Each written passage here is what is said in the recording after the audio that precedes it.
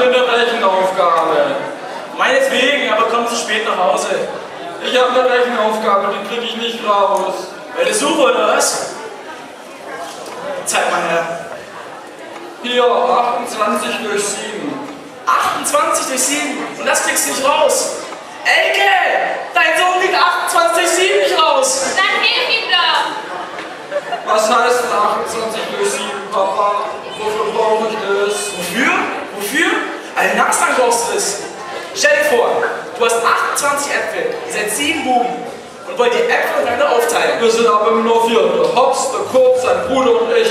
Dann nimmst du halt den Erwin, den Gerd und den Henner dazu. Der Henner kriegt keinen Apfel, das ist blöd. Dann suchst du eben einen auf der Straße, wenn du da findest. Der Junge geht mir heute nicht auf die Straße, der macht halt erst seine Hausaufgaben. Jetzt mischst du dich auch nicht. Na dann musst du halt sehen. Oh. Jetzt mischst du dich auch nicht ein. Oder weißt du eine bessere Erklärung, was 28 durch 7 gibt? Jedenfalls geht mir der Junge heute nicht auf die Gut, Straße. er bleibt hier. Wir haben also keine 7 Buben, sondern 28 Äpfel. Dann teilen wir jetzt durch 7 Birnen. Hermann, das geht doch gar nicht. Ja, ist falsch. Nur machst du nicht so kompliziert.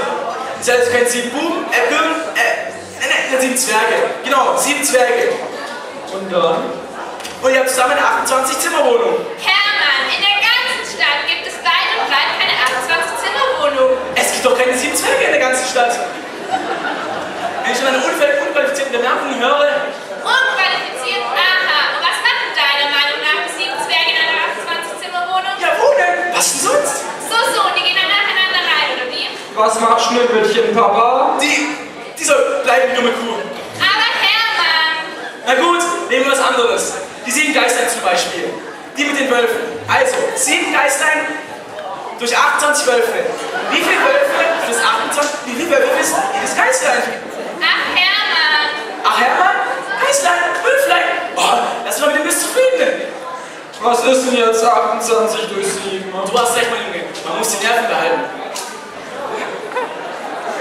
Also, wer ist dann immer die Wölfe? Elke? Was ich? Rotkäppchen vielleicht? Na gut, 7 Rotkäppchen, das sind 28 Wölfe. Oder anders, die Wälder. 28 Rotkäppchen, dann durch 28 Wälder. Und 28 Großmütter fressen 7 Geißlein? Und 7 Geister kaufen sich 28 Wackersteine. Die schreit nicht so, das geht mir auf den Wecker. Wecker, sehr gut, Wecker. Du hast 28 Wecker und du musst nur 7 raus. Wie viel? Seit wann muss der Junge denn um 7 raus? Der muss um halb 7 raus, damit er mal rumtrödelt. Gut. Und wenn du schon mit solchen Beispielen kommst, dann denk dir auch wenigstens eins aus, woran es sich der Junge auch was vorstellen Es kann. reicht. 28 für 7. Das musst du teilen. Ja? Teilen. Verstehst du, wie ein Kuchen. Du hast eine Torte, die teilst du in der Mitte durch, dann hast du die geteilt. Ja? Ja, und dann? Bei der Aufgabe musst du eben 28 Torten durch 7 teilen. Jawohl. 28 Torten durch 7. Elke, ich bin's leid. Kauf 28 Torten. Für wen denn? Für uns 7.